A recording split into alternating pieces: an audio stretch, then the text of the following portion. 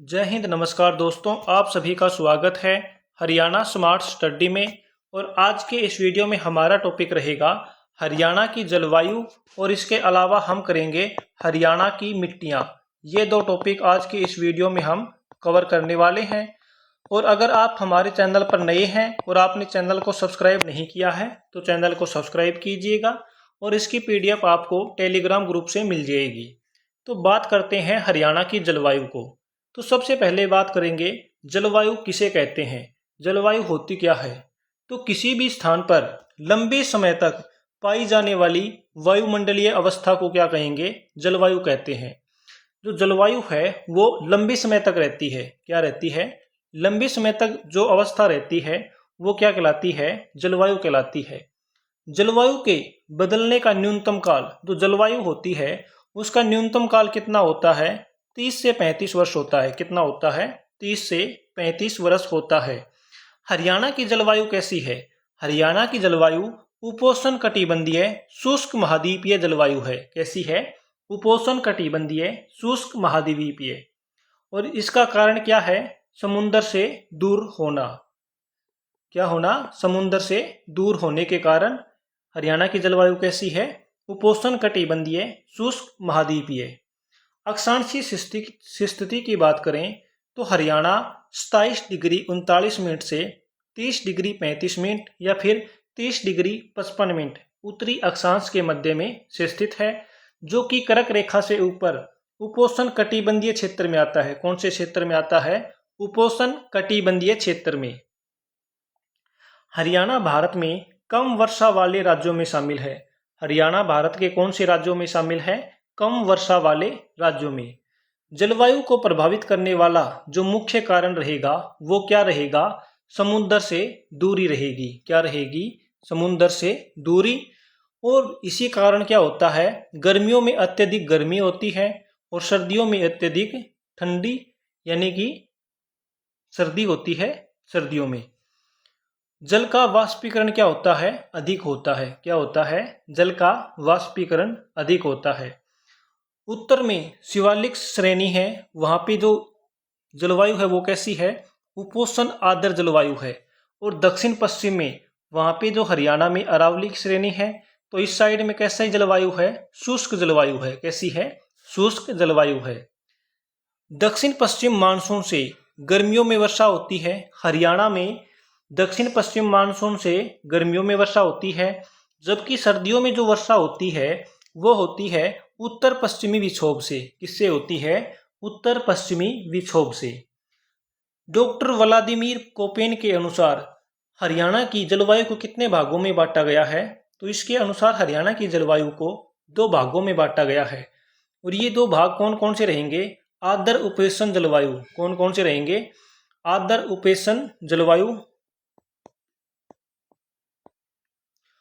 और एक रहेगी उपोष्ण शुष्क स्टेपी जलवायु। ये दोनों जलवायु रहने वाली हैं। किसके अनुसार? डॉक्टर कोपेन के अनुसार। जो आर्द्र उपोष्ण जलवायु है इसमें क्या है, यहाँ पे अधिक वर्षा वाले स्थानों में पाई जाती है। यह जो जलवायु है अधिक वर्षा वाले स्थानों में पाई जाती है और इसका विस्तार हरियाणा के उत्तर पूर्व व शिवालिक क्षेत्र यानी पंचकुला, अंबाला और यमुनानगर में इसका क्या है? विस्तार है। और इसकी 72 किलोमीटर चौड़ी पट्टी है। क्या है? 72 किलोमीटर चौड़ी पट्टी में है। सर्दियों का तापमान कितना रहता है? 18 डिग्री से कम। और जनवरी में कितना चल जाता है? 3 से 4 डिग्री रहता है। उपोष्ण शुष्क स्टेपी जलवायु, यह मध्य व दक्षिण हरियाणा के कम वर्षा वाले क्षेत्रों में पाई जाती है। बात करते हैं हरियाणा में ऋतुओं की। तो हरियाणा में मुख्यतः ऋतुएं 3 प्रकार की हैं। कितनी हैं? हरियाणा में ऋतुएं 3 प्रकार की। कौन कौन सी रहेंगी? ग्रीष्म ऋतु यानी समर सीजन, समय रहेगा 16 मार्च से 15 जून तक। कब से कब तक? 16 मार्च से 15 जून तक। तापमान की बात करें तो गर्मियों में हरियाणा का औसत तापमान 35 डिग्री सेल्सियस रहता है, जबकि अधिकतम तापमान कितना रहेगा? 46 से 48 डिग्री सेल्सियस तक रहेगा, क्योंकि यहाँ पे वाष्पीकरण अधिक होता है। गर्मियों में हरियाणा का औसत तापमान कितना रहेगा? 35 डिग्री सेल्सियस। कितना रहेगा? 35 डिग्री सेल्सियस। और अधिकतम तापमान कितना हो जाता है? 46 से 48 डिग्री तक पहुंच जाता है। लू दक्षिण हरियाणा में अप्रैल मई में या फिर मई जून भी बोल सकते हो, जून में चलने वाली अत्यंत गर्म व शुष्क हवाओं को क्या कहेंगे? लू कहा जाता है। क्या कहा जाता है?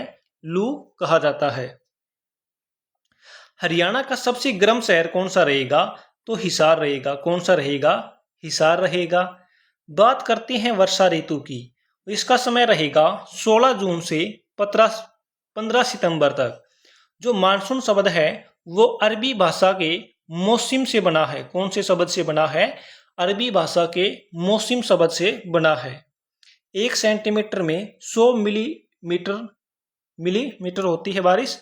औसत वर्षा हरियाणा में औसत वर्षा कितनी होती है? 40 से 60 सेंटीमीटर। कितनी होती है? 40 से 60 सेंटीमीटर। और मिलीमीटर में बात करें तो 400 से 600 मिलीमीटर। सर्वाधिक जो वर्षा है कहाँ पे होती है? सर्वाधिक वर्षा शिवालिक क्षेत्र में। कहाँ पे होती है? शिवालिक क्षेत्र में। कितनी होती है? 110 सेंटीमीटर वर्षा होती है। लगभग 110 सेंटीमीटर किसमें होती है? अंबाला जिले में सबसे ज्यादा। न्यूनतम वर्षा की बात करें तो दक्षिण पश्चिम क्षेत्र में होती है और मुख्यतः सिरसा जिला रहेगा। और सबसे कम वर्षा कितनी होती है? 35 सेंटीमीटर। ये आपको याद रखना है, 35 सेंटीमीटर से भी यहाँ पे कम वर्षा होती है। वर्षा के स्रोत हरियाणा में वर्षा गर्मियों में दक्षिण पश्चिम मानसून की अरब सागर शाखा जुलाई अगस्त में होती है तथा बंगाल की खाड़ी शाखा द्वारा सितंबर से होती है। सर्दियों में मानसून का कोई रोल नहीं होता हरियाणा के अंदर। शीत ऋतु की बात करें तो 16 सितंबर से 15 मार्च तक। औसत तापमान की बात करें 12 डिग्री सेल्सियस से 14 डिग्री सेल्सियस तक। शीत ऋतु में हरियाणा का जो न्यूनतम तापमान है वो हिमांक बिंदु तक पहुंच जाता है। कितना हो जाता है? हिमांक बिंदु तक पहुंच जाता है, यानी 0 डिग्री हो जाता है। सबसे ठंडा शहर कौन सा रहेगा? हिसार। और सबसे ठंडा महीना कौन सा रहेगा? ये रहेगा जनवरी। ये क्वेश्चन एग्जाम्स में पूछे गए हैं। मावठ क्या होती है? सर्दियों में उत्तर पश्चिमी विक्षोभ के कारण होने वाली वर्षा को क्या कहा जाता है? मावठ। किस समय होती है ये? सर्दियों में। कौन से विक्षोभ से? उत्तर पश्चिमी विक्षोभ से। यह भूमध्य सागर या फारस की खाड़ी से उठने वाली जेट स्ट्रीम पवनों के संघनन के कारण उत्तर भारत में होती है। अब बात करते हैं हरियाणा की मिट्टियों की। हरियाणा की जो मिट्टियां हैं इसका अध्ययन और इसका वर्गीकरण करते हैं। जो मृदा विज्ञान है, मिट्टी के अध्ययन को क्या कहेंगे? मिट्टी के अध्ययन को हम कहेंगे पेडोलॉजी। क्या कहेंगे? पेडोलॉजी कहेंगे। और मिट्टी के निर्माण चट्टानों के टूटने से होता है। मिट्टी का निर्माण कैसे होता है? चट्टानों के टूटने से होता है। डॉक्टर जसवीर सिंह के अनुसार हरियाणा की मिट्टियों को कितने भागों में बांटा गया है? 6 भागों में बांटा गया है। और उनकी एक पुस्तक है an agriculture geography of Haryana. उसके अनुसार जो हरियाणा की मिट्टियां हैं इनको 6 भागों में बांटा गया है। सबसे पहले बात करेंगे अत्यंत हल्की मिट्टी की। इसकी बात करेंगे? अत्यंत हल्की मिट्टी की बात करेंगे। यह बालुका प्रधान दोमट मिट्टी है। कैसी मिट्टी है यह? बालुका प्रधान दोमट मिट्टी है जो जल्दी सूख जाती है। क्या करती है यह? जल्दी सूख जाती है। इसमें जल धारण क्षमता क्या होती है? कम होती है। जल धारण की क्षमता कम होती है। और चूने के अंश की अधिकता होती है। किसकी अधिकता होती है? चूने के अंश की अधिकता होती है। और इसमें वायु अपरदन अधिक होता है। क्या अधिक होता है? वायु अपरदन अधिक होता है। और यह जो मिट्टी है हरियाणा के कौन कौन से जिलों में पाई जाती है? सिरसा, फतेहाबाद, हिसार, भिवानी, महेंद्रगढ़, रेवाड़ी, गुरुग्राम और 9 जिलों में। यानी कि बात करें जो राजस्थान के साथ जो जिले लग रहे हैं उनके अंदर कौन सी मिट्टी पाई जाती है? अत्यंत हल्की मिट्टी। यह मिट्टी जो मोटे अनाज हैं उनके उत्पादन के लिए क्या है? बहुत ही उपयुक्त है। दूसरी मिट्टी रहेगी हल्की मिट्टी। कौन सी रहेगी? हल्की मिट्टी। हरियाणा में यह मिट्टी दो प्रकार की है। जो हल्की मिट्टी है यह दो प्रकार की है। एक रहेगी अपेक्षाकृत बलुई दोमट मिट्टी, जिसे क्या बोलेंगे? रोसीली मिट्टी भी कहते हैं। क्या कहते हैं? रोसली मिट्टी भी कहते हैं। इसमें सिल्ट की मात्रा कम, सिल्ट की मात्रा क्या रहती है? कम, तथा बालू की प्रधानता सबसे ज्यादा होती है। बालू की प्रधानता ज्यादा होती है और सिल्ट की मात्रा कम होती है।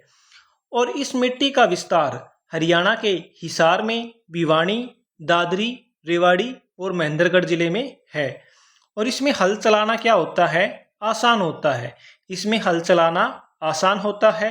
जो दूसरी मिट्टी रहेगी वो रहेगी बलुई दोमट मिट्टी। कौन सी रहेगी? बलुई दोमट मिट्टी। यह हरियाणा के पश्चिमी भाग यानी सिरसा क्षेत्र या घग्गर नदी के आसपास वाले क्षेत्रों में, विशेषकर सिरसा डबवाली क्षेत्र में पाई जाती है।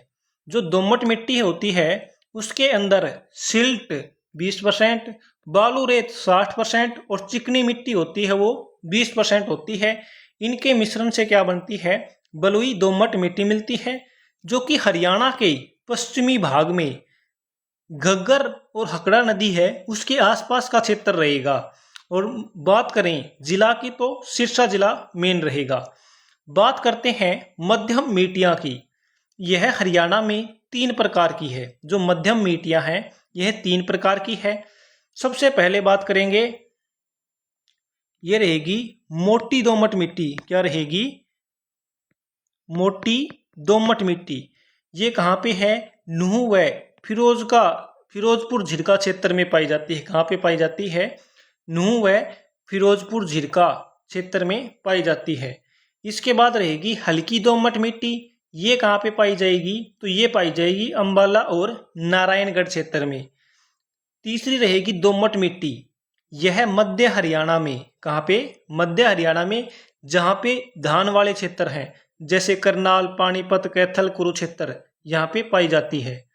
और इसमें क्या होती है? सिल्ट की प्रधानता होती है। किसकी प्रधानता होती है? सिल्ट की प्रधानता होती है। बात करते हैं सामान्यतः भारी मिट्टी की। इसे क्या कहेंगे?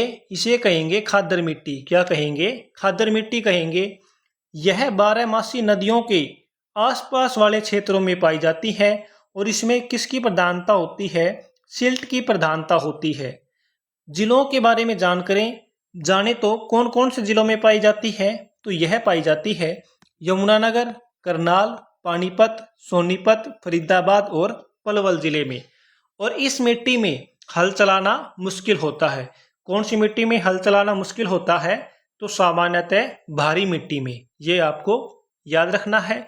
और यह जो मिट्टी है यह यमुना नदी के समीप दोनों ओर पाई जाती है। ठीक है, ये आपको याद रखना है।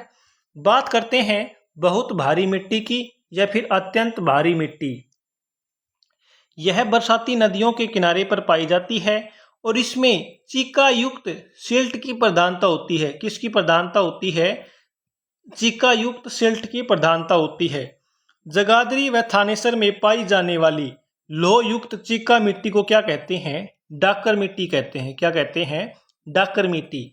यानी जगाधरी व थानेसर में क्या कहेंगे? डाकर मिट्टी। फतेहाबाद व थानेसर में क्या कहेंगे? सोलर या फिर सोलन मिट्टी कहेंगे। इसे क्या कहेंगे? सोलर मिट्टी कहेंगे। इस मिट्टी में उर्वरकों का इस्तेमाल ज्यादा करना पड़ता है। इसमें किसका उपयोग किया जाता है? उर्वरकों का ज्यादा इस्तेमाल किया जाता है। बात करते हैं चट्टानी, शिवालिक व गिरिपादीय मिट्टी की। जो चट्टानी मिट्टी है यह हरियाणा के अरावली क्षेत्र में पाई जाती है। कहाँ पे पाई जाती है? अरावली क्षेत्र में पाई जाती है। जो शिवालिक मिट्टी है यह मोरनी, पंचकुला में पाई जाती है। जबकि बात करें गिरिपादीय मिट्टी की तो यह शिवालिक के दक्षिण में यानी अंबाला, पंचकुला और यमुनानगर में पाई जाती है। कहाँ पे पाई जाती है? अंबाला, पंचकुला और यमुनानगर में। कालका व नारायणगढ़ में जो यह गिरिपादीय मिट्टी है इसे क्या कहते हैं? घर कहते हैं। जबकि जगाधरी, यमुनानगर में इसे कहते हैं कंधी। क्या कहते हैं?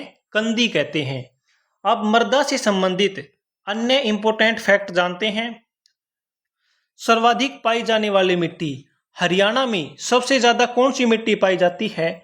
तो हरियाणा में सबसे ज्यादा पीले भूरे रंग की उपजाऊ मिट्टी पाई जाती है, जिसे क्या बोलते हैं? रेतीली दुमटी मिट्टी। क्या बोलेंगे? रेतीली दुमटी मिट्टी के बोलेंगे।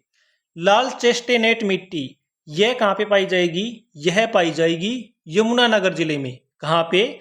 यमुनानगर जिले में। कल्लर या रेह मिट्टी, अत्यधिक सिंचाई के कारण जिस मिट्टी की उर्वरता यानी उपजाऊपन क्या हो जाए? समाप्त हो जाए, उसे क्या कहेंगे? कल्लर मिट्टी कहेंगे। क्या कहेंगे? कल्लर मिट्टी कहेंगे। बात करते हैं कांप मिट्टी की। जिन क्षेत्रों में बाढ़ का पानी जमा हो जाता है उन क्षेत्रों में मिट्टी को क्या कहेंगे? कांप मिट्टी। जहां पे बाढ़ का पानी जमा हो जाएगा वहां पे उस मिट्टी को क्या कहेंगे? कांप मिट्टी कहेंगे। CSSRI यानी केंद्रीय मिट्टी लवणता अनुसंधान केंद्र, central soil salinity research institute, इसकी स्थापना 1969 में कहाँ पे हुई है? करनाल में है। कहाँ पे? करनाल में हुई है। लेकिन बात करें जब इसका गठन हुआ था, इसका गठन हुआ था 1 मार्च 1969 को। कब हुआ था इसका गठन? 1 मार्च 1969 को। 1 मार्च 1969 को कहाँ पे हुआ था उस समय? तो उस समय इसका गठन हुआ था हिसार जिले में। कहाँ पे हुआ था? हिसार जिले में। लेकिन बाद में अक्टूबर 1969 में, अक्टूबर 1969 में कहाँ पे स्थानांतरित कर दिया था? करनाल में इसे स्थानांतरित कर दिया था। HOPP यानी हरियाणा ऑपरेशन पायलट प्रोजेक्ट, इसका गठन कब हुआ था? 1994 में। किसके सहयोग से? नीदरलैंड देश के सहयोग से यह प्रोजेक्ट 1994 में शुरू किया गया था।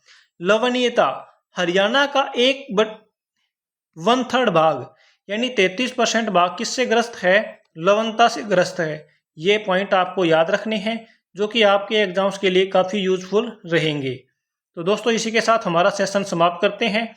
आपको यह वीडियो कैसी लगी आप हमें कमेंट करके ज़रूर बताइएगा। धन्यवाद दोस्तों।